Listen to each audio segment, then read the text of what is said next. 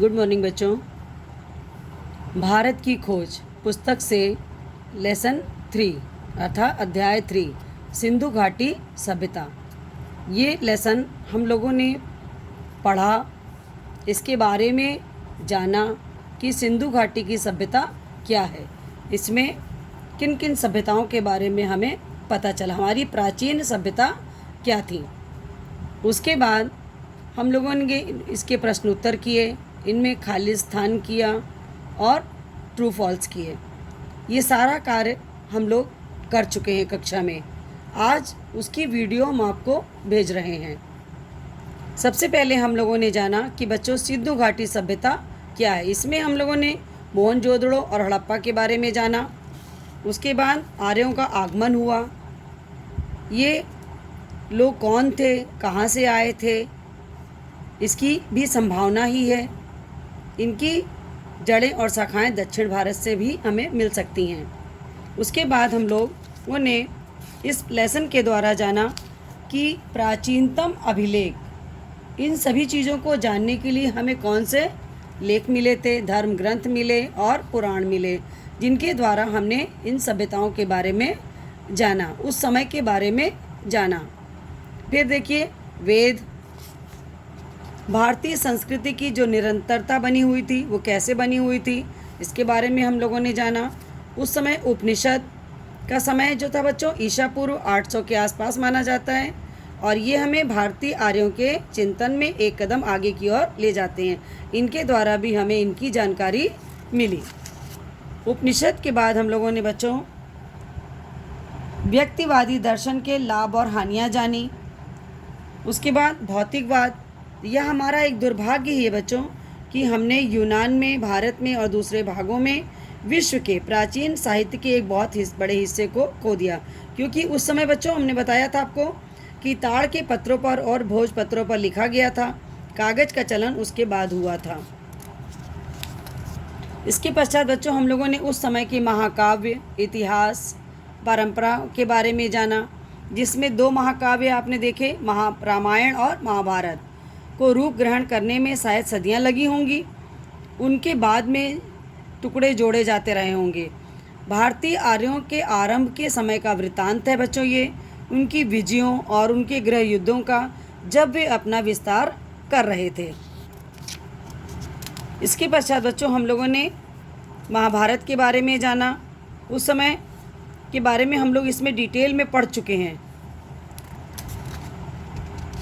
भगवत गीता जो कि एक महाकाव्य है, 700 श्लोकों का एक काव्य है। इसकी रचना बच्चों बौद्ध काल से पहले हुई थी। अब तक इसकी लोकप्रियता और प्रभाव भी कम नहीं हुआ, इसका आज भी उतना ही महत्व है। इसके पश्चात बच्चों हम लोगों ने प्राचीन भारत में जीवन और कर्म के बारे में जाना। बुद्ध के समय से पहले का वृत्तांत हमें जातक कथाओं में मिलता है। इन जातक कथाओं का वर्तमान रूप बुद्ध के कुछ समय बाद का है, और जातक कथाओं का उस समय का वर्णन है बच्चों जब भारत की 2 प्रधान जातियां द्रविड़ों और आर्यों का अंतिम रूप से मेल हो रहा था। इसके पश्चात हम लोग बच्चों पाषाण युग, पाणिनि ने संस्कृत की व्याकरण की रचना की थी, औषध विज्ञान की धन्वंतरी ने की थी, और कनिष्क के दरबार में राजवैद्य थे चरक। इन सभी के बारे में हम लोगों ने इस पाठ में जाना कि शल्य चिकित्सा कितनी अधिक आगे बढ़ गई थी। उसके पश्चात बच्चों हम लोगों ने महावीर और बौद्ध, है ना, इनकी वर्ण व्यवस्था, जैन धर्म और बौद्ध धर्म के दोनों वैदिक धर्म से कटकर अलग हुए थे बच्चों, ये उनकी शाखाएं थी। इनके बारे में हमने जाना। इनके वेदों को प्रमाण नहीं माना इन्होंने। जैन धर्म के संस्थापक बच्चों महावीर और बुद्ध धर्म के कौन थे, बौद्ध, है ना। तो इस तरह से इनके बारे में हम लोगों ने जाना।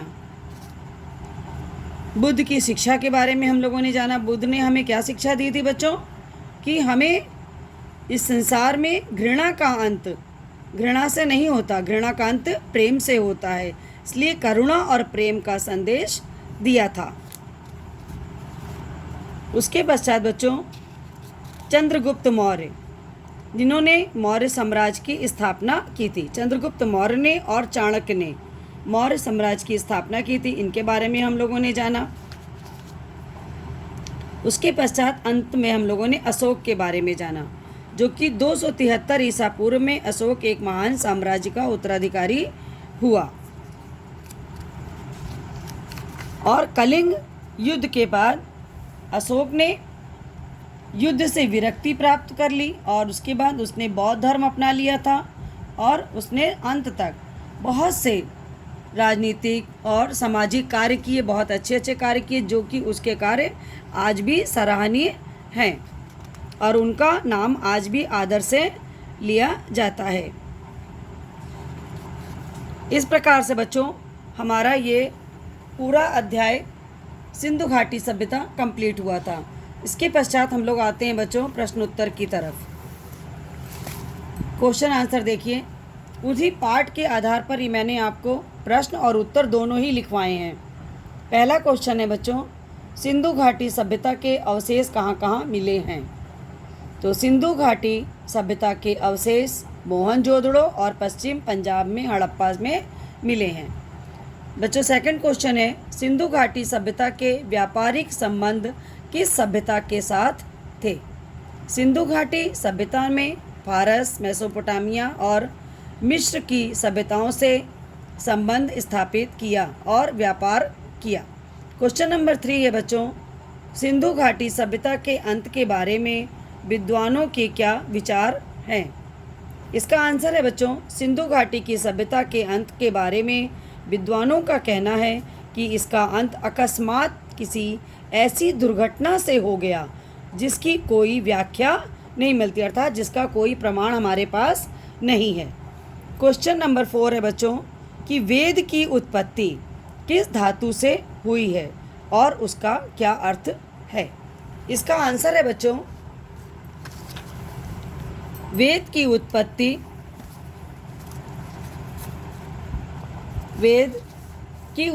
विद धातु से हुई है, जिसका अर्थ है जानना। अतः वेद का सीधा साधा अर्थ है अपने समय के ज्ञान का संग्रह। उनमें न मूर्ति पूजा थी और न देव मंदिर थे। नेक्स्ट क्वेश्चन है क्वेश्चन नंबर 5, वेदों की कितनी संख्या है? ऋग्वेद में किसका वर्णन है? वेद बच्चों 4 हैं, ऋग्वेद, यजुर्वेद, सामवेद, अथर्ववेद। उसके बाद आपको बताने कि ऋग्वेद में किसका वर्णन है। तो ऋग्वेद शायद मानव जाति की बच्चों पहली पुस्तक है। इसमें हमें मानव मन के सबसे आरंभिक उद्गार मिलते हैं। क्वेश्चन नंबर 6 है, उपनिषदों का समय बताते हुए उनकी प्रमुख विशेषता के बारे में लिखो। तो बच्चों उपनिषदों का समय ईसा पूर्व 800 के आसपास से माना जाता है। उपनिषदों की सबसे प्रमुख विशेषता है सच्चाई पर बल देना। उपनिषदों की मशहूर प्रार्थना में प्रकाश और ज्ञान की ही कामना की गई है। असत से मुझे सत की ओर ले चल, अंधकार से मुझे प्रकाश की ओर ले चल, मृत्यु से मुझे अमरत्व की ओर ले चल। बच्चों क्वेश्चन नंबर 6 यहाँ कंप्लीट हुआ। क्वेश्चन नंबर 7 है, विश्व के प्राचीन साहित्य के बहुत बड़े हिस्से कैसे खो गए? अभी आप लोगों ने लेसन में पढ़ा था ना कि हमारा बहुत बड़ा दुर्भाग्य है कि हमने यूनान में, भारत में और दूसरे भागों में भी विश्व के प्राचीन साहित्य के एक बहुत बड़े हिस्से को खो दिया है। यह शायद इसलिए हुआ है कि इन ग्रंथों को आरंभ में ताड़ के पत्रों पर या भोज पत्रों पर लिखा गया था। कागज़ पर लिखने का चलन बाद में हुआ। क्वेश्चन नंबर 8 है बच्चों, राजतरंगिणी किसकी रचना है तथा इसमें किसका वर्णन है? राजतरंगिणी कल्हड़ की रचना है। यह प्राचीन ग्रंथ है, इसे इतिहास माना जा सकता है। यह कश्मीर का इतिहास है बच्चों इसमें, जिसकी रचना ईसा की 12वीं शताब्दी में की गई थी। क्वेश्चन नंबर 9, भगवत गीता के बारे में क्या जानते हैं? लिखो। भगवत गीता महाभारत का अंश है। यह 700 श्लोकों का एक छोटा सा काव्य है। इसकी रचना बौद्ध काल से पहले हुई थी। संकट के समय मनुष्य प्रकाश और मार्गदर्शन के लिए गीता की ओर देखता है, क्योंकि यह संकट काल के लिए लिखी गई कविता है। क्वेश्चन नंबर 10, तक्षशिला विश्वविद्यालय की प्रसिद्धि का लेखक ने क्या वर्णन किया है?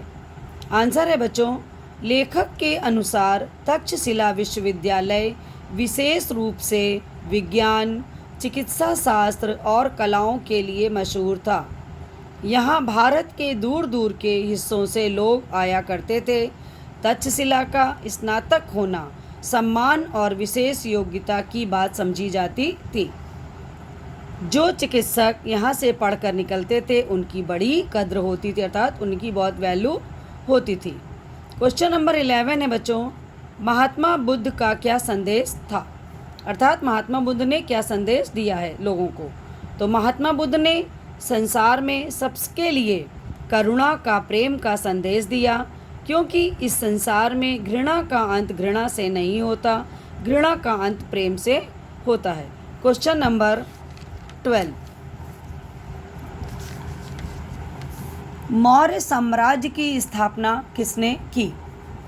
मौर्य साम्राज्य की स्थापना चंद्रगुप्त मौर्य एवं चाणक्य ने पाटलिपुत्र में की। यह इस महान साम्राज्य की राजधानी थी। क्वेश्चन नंबर 13 है बच्चों, अर्थशास्त्र किसकी रचना है?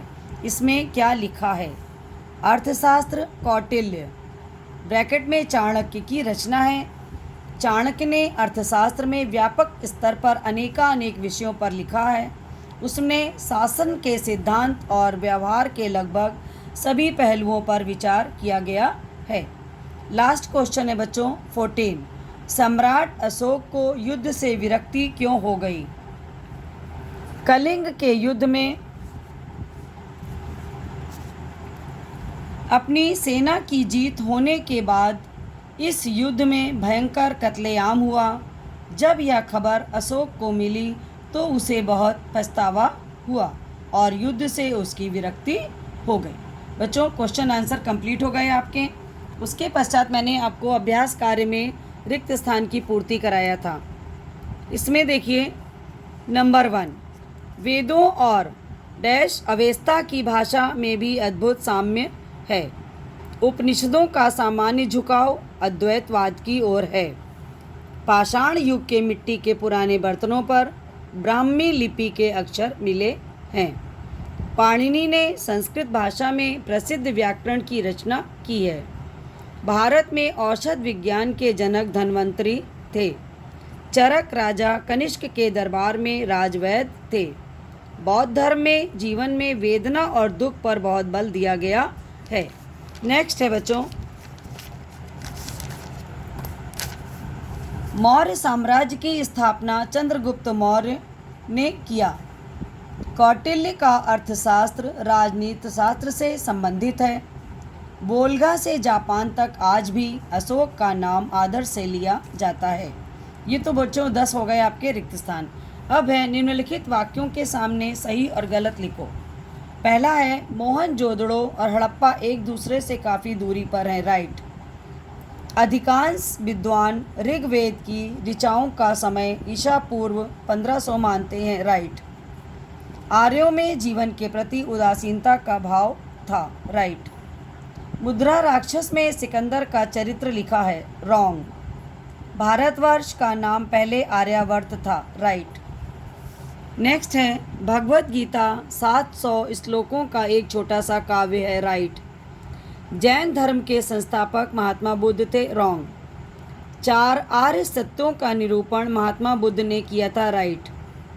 मेगस्थनीज सिकंदर का राजदूत था, रॉन्ग। कलिंग युद्ध के बाद सम्राट अशोक को युद्ध से विरक्ति हो गई, राइट। बच्चों इस तरह से आपको अभ्यास कार्य का फिलअप और ट्रू फॉल्स भी हमने आपको कंप्लीट आंसर सहित करा दिया। अब आप इन पूरे कार्य को अपनी फेयर कॉपी पे करेंगे और लर्न करेंगे। धन्यवाद बच्चों।